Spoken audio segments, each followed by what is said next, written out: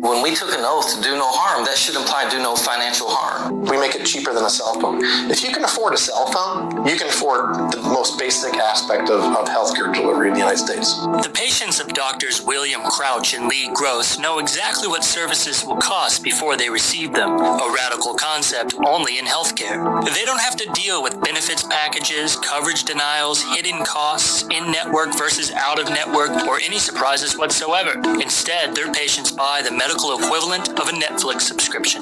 We charge $75 a month for an adult, $30 a month for one child, and $15 a month for each additional child. After that, we charge nothing for the services that are provided in our office. Doctors Crouch and Gross of Northport, Florida are pioneers in a growing national movement called direct primary care.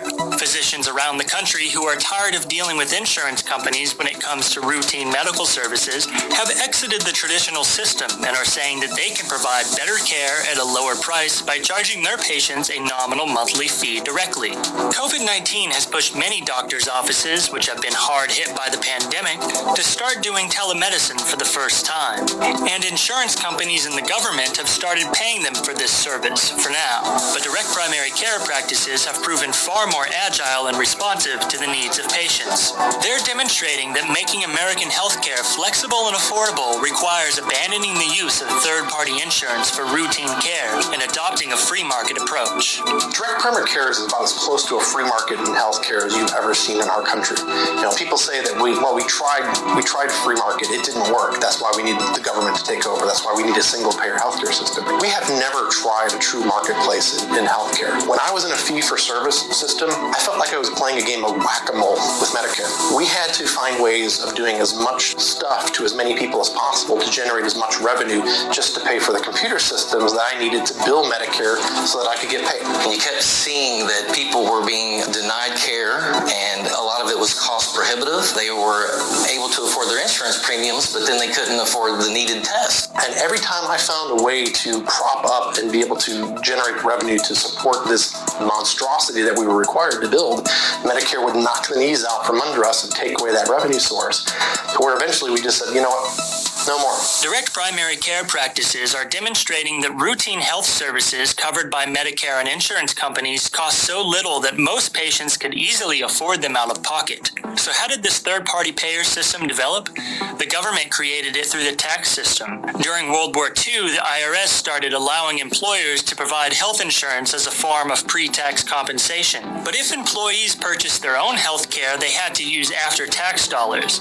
This led to a system in which insurance companies and large healthcare providers negotiate prices behind closed doors, leaving patients out of the mix. What we have done is we've essentially disrupted that entire paradigm. Because we've said, let's have price transparency. Let's show people what these services actually cost, because they do have a dollar value. You can put a price tag on these things. We've proven that. Today, there are approximately 1,400 independent direct primary care practices with a presence in 49 states. Virtually all of them charge a subscription fee that's between $50 and $100 monthly to consult with the doctor at any time, in person or from home. Crouch and Gross provide routine services like preventative checkups, EKGs, minor procedures like biopsies, joint injections, removal of cysts and small cancers, and some urgent care such as sewing up lacerations and splinting uncomplicated fractures at no extra charge. In-office tests like those for strep and pregnancy are included as well. If a test needs to leave the office, patients pay cash prices that Gross and Crouch have negotiated on their behalf.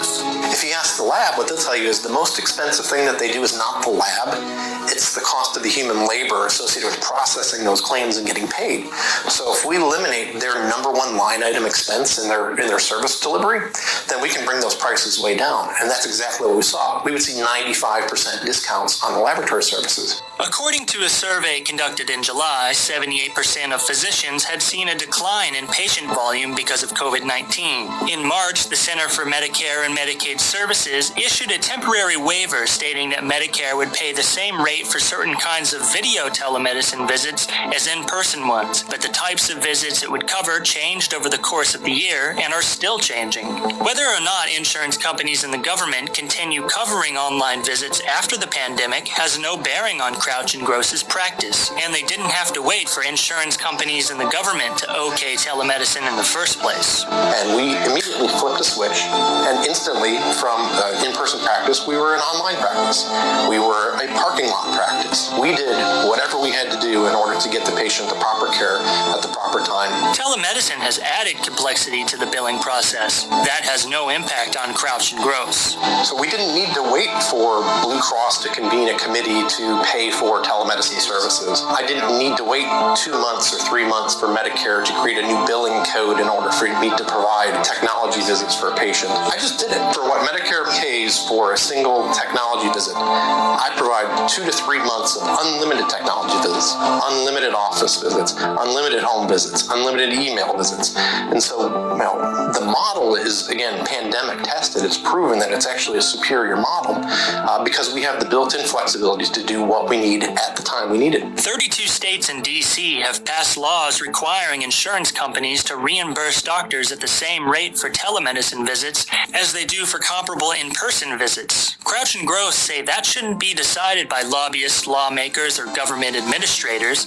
Prices should be set through market competition. The very first time I went to Washington and made a presentation on direct primary care, I gave it to a group of physicians. And after I gave my presentation on our practice and what we were doing, the doctor raised his hand and said, "What happens if some doctor sets up right next door to you and charges $40 a month?" And I said, "That's an excellent question." I said, because if the first question out of the audience is, what are we going to do when we bring down the price of healthcare?